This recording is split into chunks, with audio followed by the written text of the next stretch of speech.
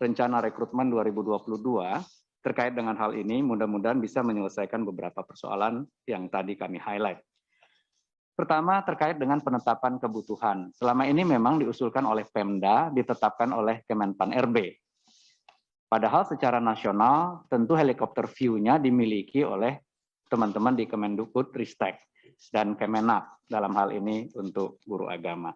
Karena itu kami sudah sepakat untuk tahun ini, penetapan formasi itu memberikan ruang kepada Kemendikbudristek untuk memberikan jumlahnya sepanjang anggarannya bisa disetujui oleh teman-teman di Kementerian Keuangan. Dan tadi sudah disampaikan, sudah disediakan sebetulnya anggarannya sesuai dengan kebutuhan itu.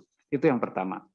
Jadi walaupun nanti Pemdanya hanya mengusulkan 10, kalau Kemendikbud merasa di situ butuh gurunya 100, ya kita akan tetapkan formasinya 100 karena anggarannya sudah disediakan. Begitu.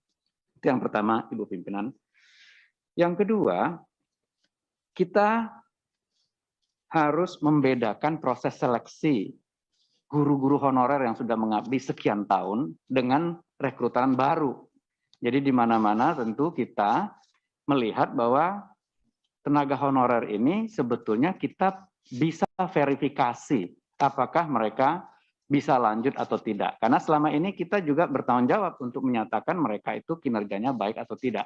Tetapi ya kita tidak bisa mencari ini salahnya siapa. Faktanya adalah mereka sudah mengajar, anak yang dididiknya lulus, naik kelas, dan kita tidak pernah menyatakan mereka kualitasnya jelek. Jadi kami dengan Kemdikbud sudah menyiapkan proses verifikasi saja untuk mengganti proses seleksi yang berupa tes yang sama seperti rekrutmen yang lainnya. Jadi kita akan membedakan proses rekrutmen dari guru yang sudah mengajar sebagai honorer, kalau nggak salah 3 tahun lebih ya Pak Iwan ya, kita sudah sepakati tahunnya, tinggal diverifikasi, dan proses seleksinya kita akan bedakan dengan rekrutmen baru. Itu pembahasan yang kami lakukan di Panselnas. Kemudian yang ketiga adalah pada saat kita nanti membuka formasi untuk rekrutmen baru, itu kalau bisa tidak lagi langsung attach ke formasi sekolah dan guru tertentunya. Karena kita akan mengalokasikan penugasan lulusan-lulusan baru itu ke 3T. Kalau perlu justru lulusan-lulusan terbaiknya yang akan kita taruh di 3T tadi, agar kualitas guru kita di sana juga semakin baik. Tetapi tentu kami harus menyiapkan skim insentif atau benefitnya, dan kemudian juga mekanisme mobility-nya setelah 2 atau 3 tahun, mereka kemudian ditarik untuk ditempatkan di tempat referensinya mereka. Jadi kita ingin penempatan itu diatur oleh negara karena ini adalah kebutuhan negara. Jadi orang tidak bisa hanya melamar ke tempat tertentu. Di mana-mana rekrutmen itu ya tugasnya pemberi kerja untuk menempatkan.